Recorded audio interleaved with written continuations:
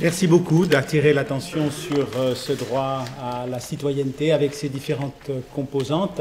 J'invite maintenant les intervenants de la table ronde à venir ici. Eux aussi vont réfléchir à partir de leurs différents terrains. Nous avons tout d'abord Martine Baudin, qui est responsable du Quai Neuf, lieu d'accueil, d'accompagnement des personnes toxicomanes à Genève. C'est un autre lieu un peu de l'action d'accompagnement des personnes en situation de vulnérabilité et qui va nous aider à comprendre un petit peu la spécificité aussi de ces populations. Et puis, Alain Boll, directeur du Centre social protestant, très connu ici à Genève aussi. C'est une organisation très proche de Caritas dans son action. Et mon collègue aussi, Pierre-Alain Prat, directeur de Caritas Vaud, qui ont été des observateurs attentifs de ce symposium, mais qui vont aussi pouvoir répondre aux questions de Rachad Armanios, qui est rédacteur au Courrier, au journal Le Courrier, qui suit l'actualité politique à Genève avec attention et qui va animer ce débat. Donc je te passe tout de suite la parole, Rachad. Merci. Merci Dominique. Bonjour. Voilà, on va directement commencer cette table ronde. Ce que je propose, c'est qu'on fasse peut-être une demi-heure ou un peu avoir de débat entre nos intervenants, ce qui nous permettra ensuite de garder un temps pour les questions qui j'imagine pourraient être nombreuses. Voilà, pardon, merci beaucoup. Une première question, peut-être à vous, Monsieur Boll, Monsieur Prat. Moi, je me demande, dans une société où finalement le plein emploi semble impossible, le revenu du travail ne permet pas forcément de vivre, où les diplômes sont plus une garantie pour avoir un emploi, est-ce que vous arrivez encore à donner de l'espoir, à offrir des perspectives aux personnes qui viennent frapper à votre porte ? Tu veux que je décline tout de suite ou... Ah, ma réponse est oui, même à la fin de cette journée, longue journée. Oui, bien sûr, je crois qu'on peut toujours donner de l'espoir et des perspectives aux gens. C'est la mission de Caritas. Je pense qu'on la vit dans le canton de Vaud comme dans le canton de Genève. Mais je mettrai un bémol peut-être. Je pense qu'on peut donner de l'espoir et des perspectives dans la mesure où on n'oublie pas le sens de notre mission. Là, je parle de Caritas. Qui est de rester une organisation qui invente sans cesse des modèles, des méthodes, des outils pour être le plus accessible possible aux personnes, pour les accueillir là où elles sont, pour les écouter, pour les accompagner. J'ai beaucoup aimé aussi les interventions de cet après-midi où on voyait l'importance dans cet accompagnement de ne pas être des personnes qui pensons avoir les outils et les solutions, mais de partir du principe que les solutions, c'est la personne qu'on accompagne qui l'a. Et nous sommes juste un facilitateur. J'ai beaucoup aimé l'image du ciseau. Hein. Le ciseau, c'était l'outil, mais ce n'est pas l'assistante sociale de Caritas. Alors, je ne sais pas si on en a des assistantes sociales aussi miraculeuses que chez vous, à Genève, mais ce n'est pas l'assistante sociale, en l'occurrence, qui a coupé la carte de crédit. Donc je pense qu'aussi longtemps que nos organisations, là je parle de Caritas, restons dans cette dimension-là, on peut apporter de l'espoir et des perspectives. Je pense qu'il faut aussi qu'on reste des organisations qui soient peut-être attentives à ne pas tomber ou glisser dans un travers qui pourrait être de devenir des grandes organisations qui gèrent des grands programmes, où là on se retrouverait peut-être prise dans des contraintes de prise en charge qui ne nous permettraient plus d'avoir ces libertés d'être une organisation privée qui accueille les gens là où elles sont. C'est aussi un peu à contre-courant de rester une organisation qui fait ce travail-là, parce que ça nous implique aussi d'avoir du financement pour ça. Et ce n'est pas toujours le cas, on ne finance plus beaucoup le temps, on finance plus beaucoup le temps qu'on prend avec les personnes, on finance plutôt le résultat.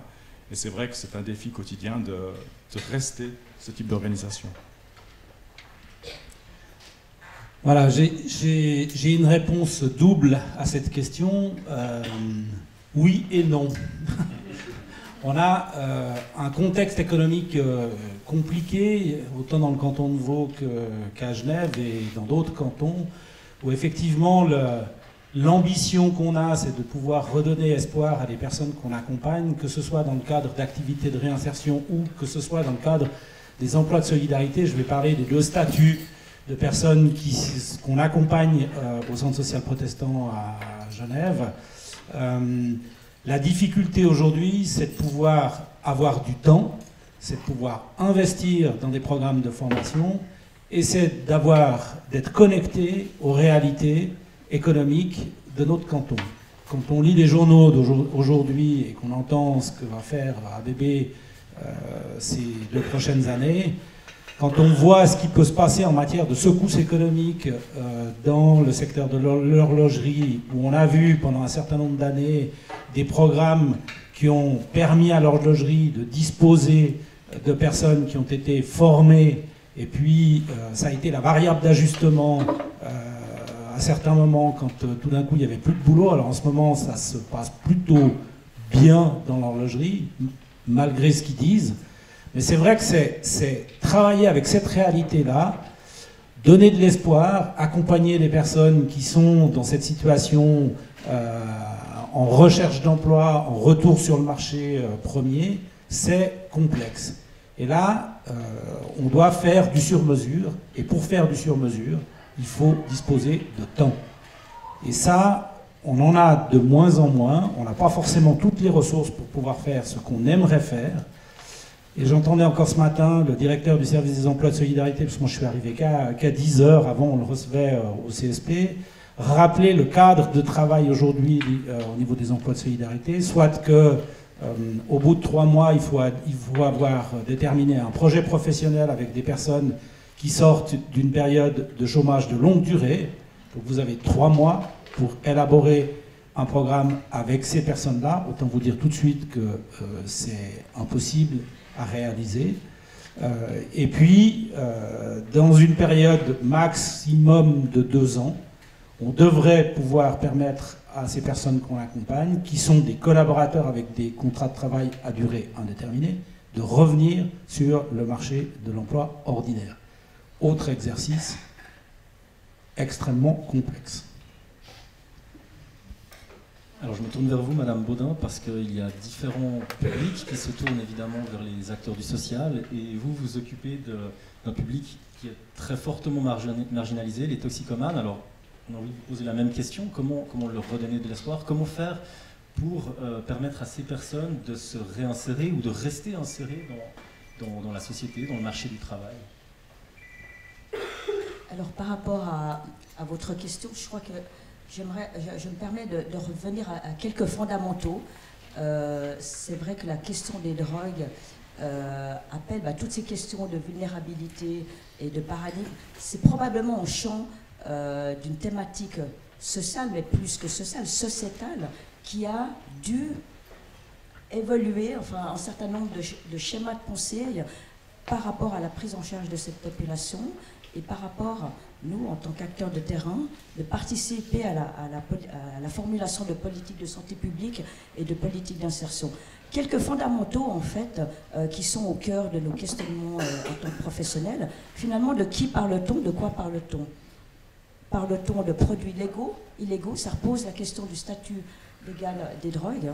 Rappelez qu'en 1951, la loi sur les stupéfiants, je ne vais pas vous faire un cours juridique là-dessus, mais ce qui est intéressant, c'est qu'il y a un certain nombre de produits qui ont été légalisés et d'autres pas. Et je pense effectivement aujourd'hui que le statut des drogues a mis de fait un statut de consommateur dans des contextes hors normes ou hors légal, très clairement, et qu'aujourd'hui, petit aparté, on revient sur les produits illégaux pour pouvoir s'emparer de cette question des réglementations des marchés. Donc c'est intéressant que le statut des drogues est incontournable pour pouvoir comprendre l'usage des produits.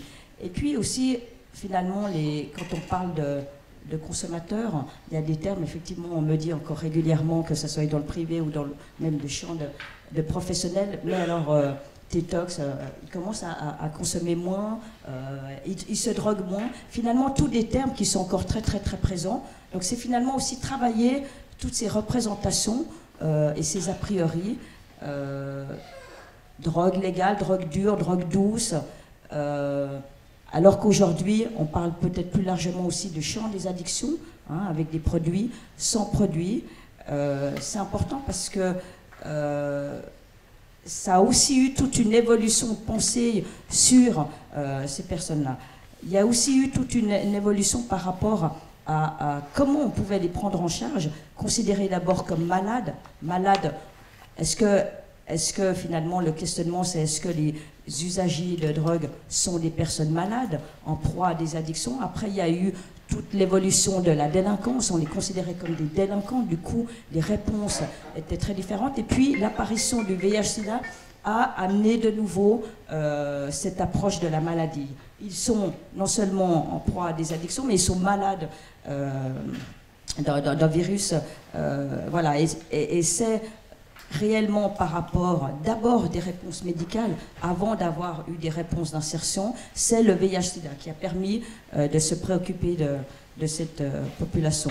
Alors je ne sais pas si vous suivez un petit peu mes questionnements, mais en tout cas nous c'est au cœur de ça, pour reposer finalement la question du terme toxicomane et usager de drogue, puisqu'il y a aussi donc il y a une population qui est très visible sur l'espace public, c'est celui dont qui est reçu au Quai Neuf, mais il y a aussi, n'oublions pas, toute une population qui n'est pas visible, qui est insérée et qui ont aussi des questions de vulnérabilité, d'isolement, la question vous le savez bien, la question de la consommation d'alcool amène aussi un certain nombre de problématiques. Pour autant, l'alcool est une drogue considérée comme légale.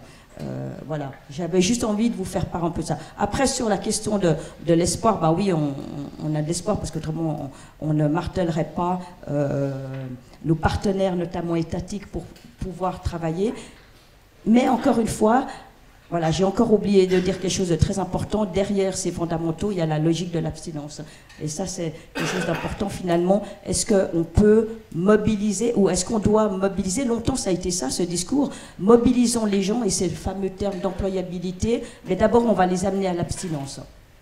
Et puis, en fait, aujourd'hui, et très clairement aussi, les professionnels de la santé ont dû admettre qu'il y avait des gens qui n'arriveraient jamais à l'abstinence, pour pouvoir aussi avoir accès à d'autres mesures, et notamment des mesures d'employabilité, d'activation pour l'insertion. Et puis finalement, est-ce qu'il faut l'abstinence pour que les gens puissent avoir accès à ces mesures d'insertion?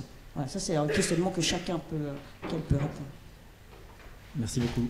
Je voulais revenir à quelque chose qui a été évoqué, c'est la question du financement, évidemment, et politiquement, on se rend bien compte que un peu partout en Suisse, les questions budgétaires pèsent beaucoup sur les débats, et en particulier ceux du social. Et la question est un peu la suivante, c'est face à ces difficultés budgétaires, quel est le risque que le critère finalement pour fixer les minimums vitaux à l'aide sociale, ou alors pour débloquer des budgets pour les programmes, que ces critères ne soient simplement que ceux de l'équilibre budgétaire, et que dans le fond, les besoins des personnes dans la précarité passent un petit peu au second plan. Et j'aimerais savoir si vous, les acteurs du social, vous pensez que vous parvenez à vous faire entendre des politiques, des autorités aussi qui débloquent ces budgets, ou est-ce que les temps sont aussi durs qu'on pourrait le croire ?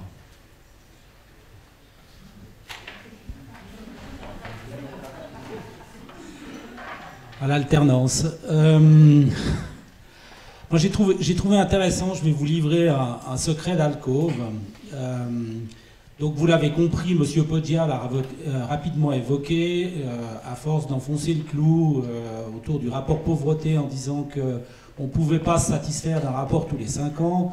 On a fini par être mobilisé, le on étant des collectivités publiques et le secteur associatif. Dans la séance d'ouverture, première séance du groupe de travail, la directrice des politiques d'insertion, et si elle était là, je le dirais de la même manière que si elle n'est pas là, vous pouvez même le lui répéter, dit « On a un souci de cohésion sociale ». C'était la première fois que j'entendais parler cohésion sociale et sécurité autour d'une problématique qui est la problématique de la précarité.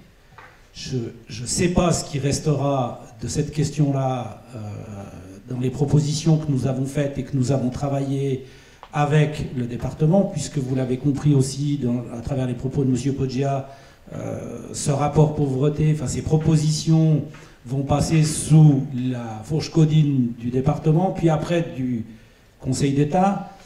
Et ceux qui me connaissent m'ont déjà entendu dire à propos de ce type de document que c'est la spécialité parfois des politiques, c'est de les utiliser pour caler les pieds de bureau. Donc, pour être entendu, nous essayons aujourd'hui, et avec Caritas, on forme un joli tandem avec Dominique sur ce sujet-là. Nous essayons de porter la parole de celles et ceux qui sont concernés. On essaye d'enfoncer un clou en disant, quand on parle d'investissement, pensons transversalité. C'est-à-dire, ne pensons pas seulement coût. Enfin, justement, quand on parle de coût, pensons investissement et pensons transversalité. C'est-à-dire, imaginons que l'argent qu'on va dépenser pour des prestations sociales aura des effets au-delà touchera la personne aussi sur des questions de santé. Et cette question-là, elle est essentielle. Alors, je ne sais pas jusqu'où on sera entendu. Ce qui est sûr, c'est qu'on martèle ce discours-là très très régulièrement. On vient avec des arguments. Et puis, l'autre moyen, c'est de faire ce qu'on a fait aujourd'hui. Je regarde Jean-Michel Bonvin, je regarde d'autres personnes qui sont engagées dans le milieu académique. C'est de travailler avec les milieux académiques pour asseoir un certain nombre pour s'appuyer sur des recherches, je vais le dire ainsi, et puis après revenir vers les politiques. Quand j'ai entendu M. Fluck hier tout à l'heure nous envoyer une salve de propositions qui aurait mérité à elle seule 3 jours de colloque, il y a vraiment matière aujourd'hui à réfléchir pour penser autrement autour de la dépense publique et notamment sur la question des assurances sociales. Alors je n'ai pas de secret d'alcôve à vous livrer sur la réalité vaudoise, si ce n'est de vous dire qu'on a un an de retard dans la rédaction d'un rapport cantonal sur la pauvreté. Il vient de sortir, il est sorti au mois de septembre. Et je pense que les constats qui sont faits dans ce rapport sont relativement semblables à ceux qui ont été faits à Genève. Le rapport sur la pauvreté vaudois, eh bien, il montre qu'on est dans un canton qui a connu 10 années et qui connaît encore 10 années de fort développement, 2,6% de croissance. On est dans un canton qui a créé plus de 68 000 places de travail ces 10 dernières années, c'est énorme, sur environ 430 000 places de travail. On est dans un canton où chaque année, la population a augmenté d'environ 10 000 personnes, 10 à 11 000 personnes, c'est quasiment l'équivalent d'une ville comme Morges qu'on créerait chaque année, pour une économie qui marche du tonnerre. Et dans cette même période de 10 ans, le taux de chômage n'a pas bougé, le taux de personnes qui arrivent en fin de droit, lui, augmente, et les personnes qui sont à l'aide sociale, c'est un taux, il ne s'est pas empiré, mais il est resté stable. Donc on a aussi là un problème où on constate que quelque part, il y a des gens, je pense que c'est quelque chose qu'il faut peut-être admettre, il y a des personnes pour lesquelles, malgré toute la formation qu'on veut, malgré tous les programmes qu'on met en place, le marché de l'emploi n'est plus accessible. Les entreprises ne vont pas attendre le travail que nous faisons auprès de ces personnes pour leur donner un emploi. Elles les trouvent, ces personnes, sur le marché. Et qu'est-ce qu'on peut proposer à ces personnes qui restent aujourd'hui sans emploi, qui restent à l'aide sociale? Je pense que c'est là où des questions vont devoir se poser demain. On ne se les a encore pas posées dans le canton, mais je pense que le premier rapport cantonal sur la pauvreté eh bien, pose ce constat, montre cette réalité-là qui ne manquera pas de faire réagir les gens. Maintenant, c'est vrai qu'on est aussi dans un canton qui économiquement, budgétairement se porte bien. Donc on ne s'est pas retrouvé encore à devoir défendre, je dirais, des budgets. On est plutôt dans des situations où on a investi chaque année, les associations ont grandi, les associations sont beaucoup plus actives, mais je suis aussi assez persuadé que ce temps est maintenant terminé et que les choses vont devenir beaucoup plus délicates ces prochaines années. Donc comment est-ce qu'on va réagir? Je pense que les débats politiques aussi seront beaucoup plus tendus ces prochaines années. Et là, je crains que notre capacité à maintenir l'effort, voire à développer ou à créer des initiatives nouvelles qui permettent aux gens qui sont aujourd'hui exclus du système de rester et d'avoir l'impression d'appartenir à notre société vaudoise, je crains que ce sera beaucoup plus difficile. Madame Baudin.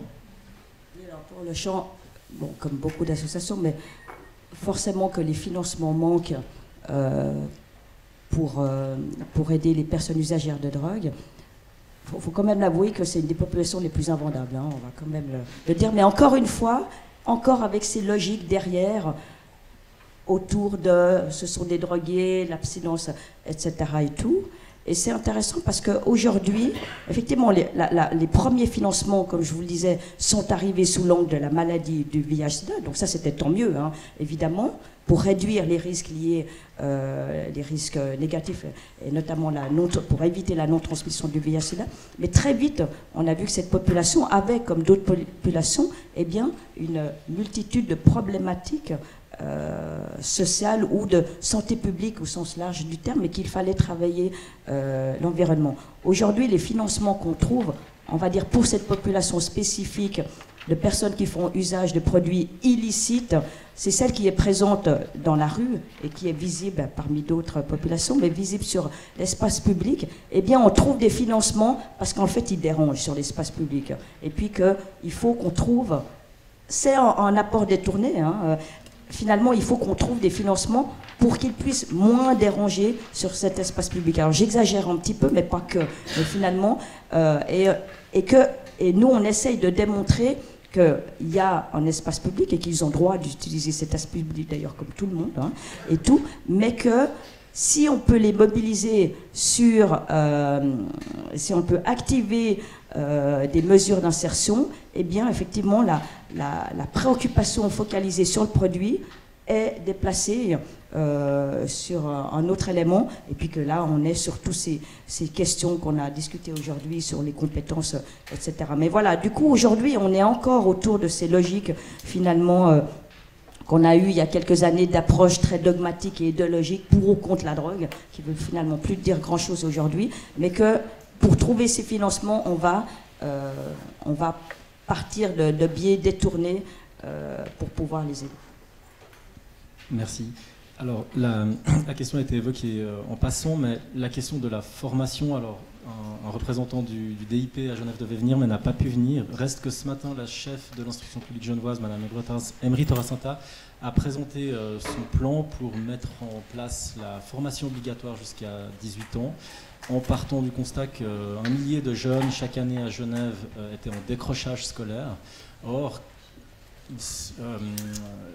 voilà, une personne sans formation a 4 fois plus de chances de se retrouver au chômage.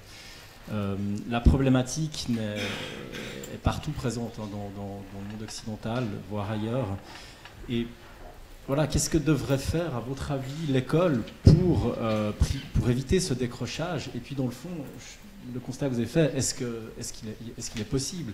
Est-ce qu'on peut arriver à un objectif où il n'y aurait quasiment aucun jeune sans diplôme et surtout qui ne trouve pas d'emploi aujourd'hui, avec un marché de l'emploi effectivement très exigeant?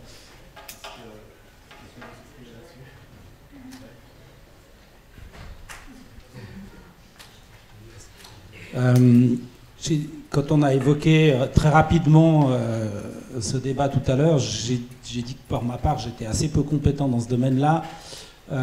J'ai quand même envie de vous livrer 2 réflexions. La première, c'est qu'en matière de dispositifs, le canton de Genève aujourd'hui, outre les mesures que je ne connais pas mais qui ont été annoncées par la chef de département aujourd'hui, dispose d'une structure qui s'appelle Accroche, que cette structure devrait, avec Point Jeune, pouvoir répondre à cette problématique du décrochage scolaire et de la formation.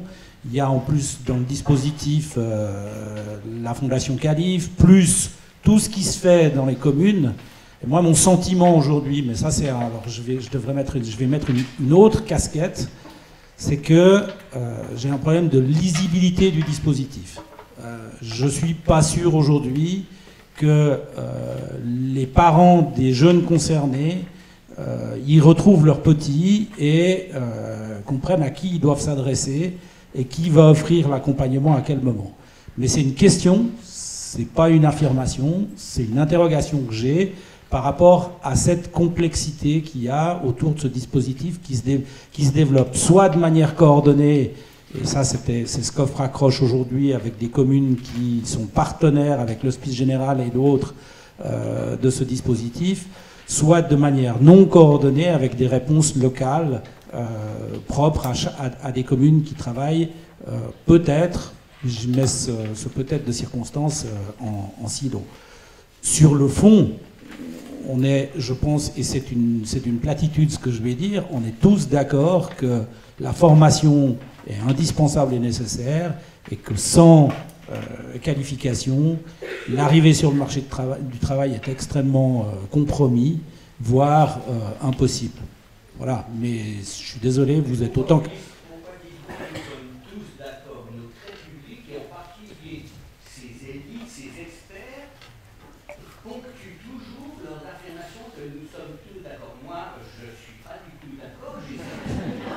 Je suis ravi que vous ne soyez pas d'accord.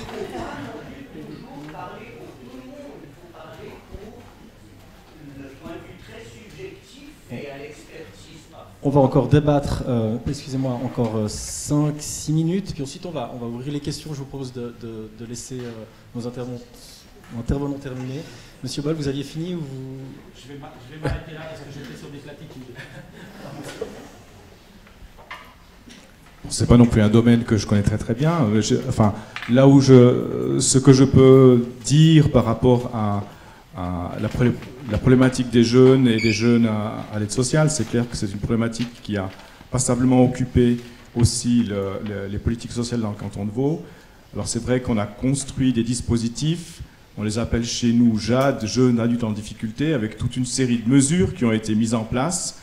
L'idée était pour le département qu'aucun jeune ne devait se retrouver à l'aide sociale sans que quelque chose lui soit proposé en termes de mesures d'insertion sociale ou de raccrochage avec l'apprentissage. Et ce programme JAD a eu beaucoup de succès et il s'est transformé en un programme dit ForJAD où aujourd'hui on a réussi à trouver un système où un jeune à l'aide sociale reçoit une bourse. Donc il n'est plus à l'assistance, il n'a plus ce côté je dirais négatif connoté avec l'assistance. Il reçoit une bourse qui lui permet de faire un apprentissage soit au sein d'associations, soit au sein d'entreprises. Alors c'est vrai que c'est un dispositif qui fonctionne et qui est, je crois, efficace, qui est lisible, celui-là. Par contre, il ne démarre qu'à partir de 18 ans. Je ne sais pas ce qui pourrait être fait en amont, parce qu'évidemment, il ne démarre qu'à partir du moment où le jeune est identifié par l'aide sociale. Et là, c'est 18 ans. Donc il y a très certainement des mesures qui pourraient être encore des mesures pour aller vers l'amont, vers la transition, éviter le décrochage avant que ça se passe. Mais là, je ne peux pas répondre. Merci. Je voulais aborder encore un thème, c'était celui du vieillissement de la population. On sait que c'est un défi qui est très important et je me demande si, par rapport à la question de la précarité qui touche ce public, je me demande si nos sociétés sont prêtes à relever ce défi ou est-ce qu'on va un peu dans le mur. Qu'est-ce que vous constatez et quels sont vos sentiments du côté des associations? Alors nous, c'est un thème qui est, donc on commence à parler, c'est le vieillissement d'une population qui est consommatrice de produits psychotropes et que les maisons de personnes âgées ne sont pas encore prêtes à accueillir. En tout cas, on a relevé cette thématique il y a 2 ans et on était très étonnés car énormément de gens ont dit mais on veut en parler. On se retrouve avec des gens, alors c'est des gens en fait, on se retrouve nous plutôt avec une frange de la population qui a des problématiques somatiques, cliniques de personnes plutôt de 70 ans, mais alors qu'elles ont 50, 60 ans, de par les parcours de vie, puis aussi évidemment des produits consommés. Et donc il n'y a pas d'entre-deux pour ces personnes, mais aussi des maisons de retraite qui se sont retrouvées avec des gens qui consommaient des produits et comment on peut les accueillir et prendre en compte cette consommation, voilà, dans ce champ très spécifique de la consommation. Et que je pense qu'il faut enfin voilà, nous on a envie de participer à cette réflexion avec par exemple ces partenaires. Merci. Bon, dans le domaine des personnes âgées, Caritas Vaud, si je reste dans mon champ de compétences, n'est pas très active. On a un programme qui existe depuis des années qui est dans l'accompagnement de personnes en fin de vie, gravement malades. Ce n'est pas forcément l'âge, mais bien évidemment la majeure partie de ces personnes sont des personnes âgées. Et ce programme est maintenant entré dans tout un dispositif cantonal qui s'appelle les proches aidants, que vous connaissez très certainement ici. Alors c'est une préoccupation qui est immense, hein, parce que je crois que la population vaudoise compte aujourd'hui environ 80 000 personnes qui sont âgées entre 85 et 95 ans, et que ce chiffre va passer à 130 000 personnes d'ici 2030. Donc c'est clair que le dispositif d'aujourd'hui n'est pas à la hauteur des défis de demain. Et je pense que là, il y a, à mon avis, aussi un vivier pour faire des liens entre des personnes qui aujourd'hui ne sont pas dans l'emploi, du marché de l'emploi, et les besoins de cette population en termes de maintien à domicile, de visite, etc. Là, il y a très certainement des choses à faire et des liens peut-être à faire entre ceux qui n'ont pas un job sur le marché de l'emploi, mais qui ont envie de travailler et qui ont envie d'être utiles. Et je crois que là, il y a tout à imaginer. Donc le CSP Genève a un secteur qui s'appelle Bel Âge, secteur qui s'adresse à des seniors. Il y a des activités proposées. Moi, je vais élargir un tout petit peu mon champ de vision pour m'interroger sur ce que propose aujourd'hui la loi sur la répartition des tâches canton-commune. Il y a un article 4 de ce premier train de loi qui renvoie aux communes toute une série de responsabilités aujourd'hui. Mon inquiétude par rapport à cette politique publique-là, c'est que ce renvoi aux communes pose toute une série de questions sur l'équité de traitement. Je ne suis pas certain aujourd'hui que les communes aient bien pris la mesure, enfin qu'un certain nombre de communes aient bien pris la mesure de la charge qui leur incombe par rapport à ces seniors et ces aînés nombreux pour lesquels ils ont une responsabilité. Les tâches sont très clairement réparties du côté pour tout ce qui est de la responsabilité de l'IMAD, mais par contre, il y a 4 points qui sont à traiter sur la participation des personnes âgées dans les domaines de la vie sociale, la lutte contre l'isolement, le soutien dans les tâches de la vie quotidienne et informer l'entourage et eux aussi, enfin les personnes concernées, des prestations existantes. Sur ces 4 points-là, je pense qu'il y a matière à interroger nos politiques aujourd'hui.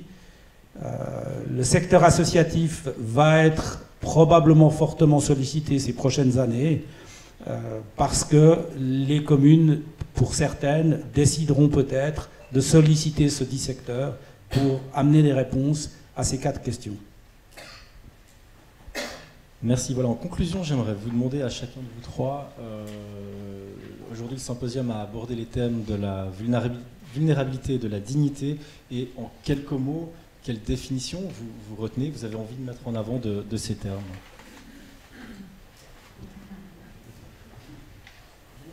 Vous n'êtes pas obligé, hein. Bon, j'avais lu un texte d'un certain abbé Zindel, qui avait vécu aussi dans le canton, qui disait que la dignité, c'est reconnaître à chacun le besoin ou un espace de sécurité, un espace de responsabilité où il peut exercer sa liberté et son autonomie, et aussi un espace de générosité. Donc je reste avec cette définition-là de la dignité. Par contre, j'ajouterais aussi pour nous, pour l'associatif, cette notion du pouvoir d'agir, que j'ai beaucoup aimé cet après-midi. Je pense qu'en faisant le lien entre tout ça, eh bien, voilà, je repars avec cet éclairage-là, je nous vois de ma définition toute vaudoise de la dignité. Merci. Sur la dignité, j'ai envie de citer Jean-Michel, et tu me diras si je déforme tes propos. Même fragilisé, un individu doit être reconnu comme un sujet acteur. Je pense que c'est à retenir. On plante des clous là aussi assez régulièrement sur la place des personnes concernées et sur la manière dont on les accueille, dont on leur donne la parole. Ça reste encore aujourd'hui, pour moi, au CSP, on a encore un long chemin à parcourir pour offrir cette place et cette parole aux personnes concernées.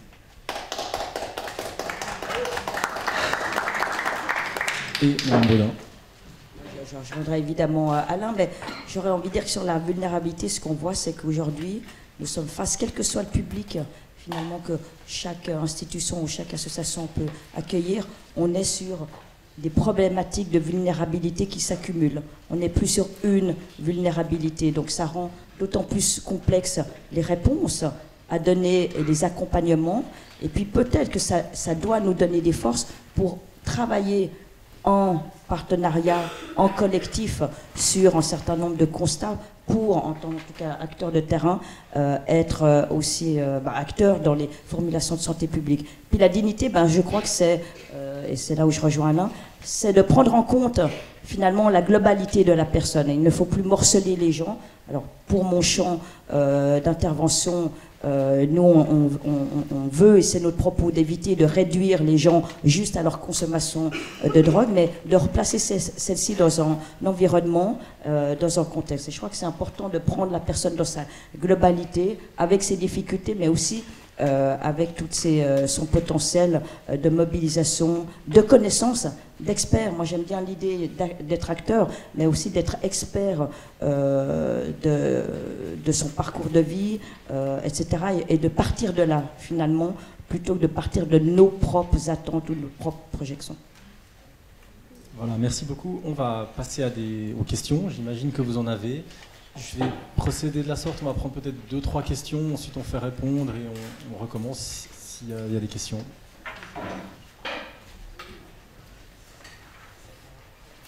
Et si on n'a pas, on passe directement.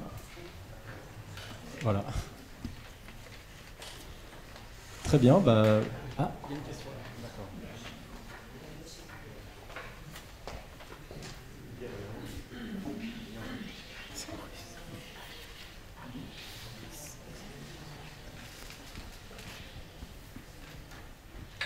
Oui, je ne veux pas me défiler, je n'en rajouterai pas sur le « nous sommes tous d'accord », même si je pense que notre société est malade d'évidences et surtout de fausses évidences. D'ailleurs, les évidences sont presque toujours des fausses évidences, et il faudrait tout le temps de la civilisation pour défaire les fausses évidences qu'elle a construites. Alors, je ferai une remarque sur un autre sujet.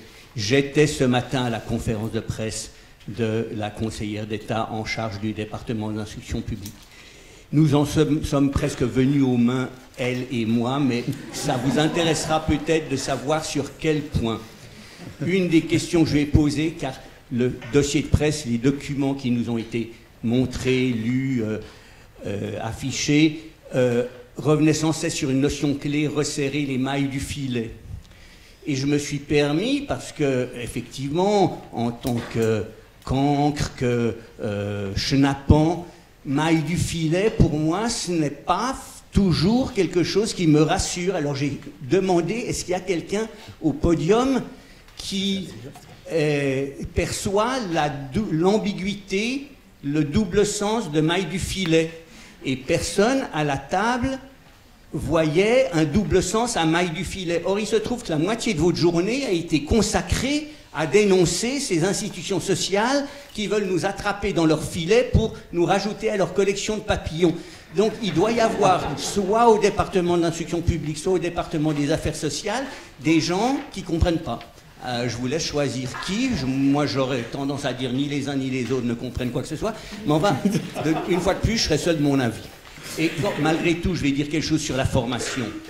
Votre question, c'est quoi? Excusez-moi, parce que les gens, ça fait une journée qu'ils sont là. Mais on m'accuse toujours de poser des fausses questions, donc je ne vous ferai pas. La question, chacun de vous, j'espère, l'a compris, peut voir dans mon interrogation sur les mailles du filet au moins une question. Enfin, moi, qui ne suis jamais arrivé à aucune certitude, même dans mes affirmations, je trouve des questions. Je peux vous aider à les trouver, si vous voulez.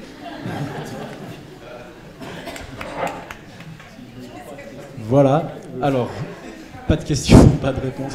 Je vous remercie infiniment d'avoir,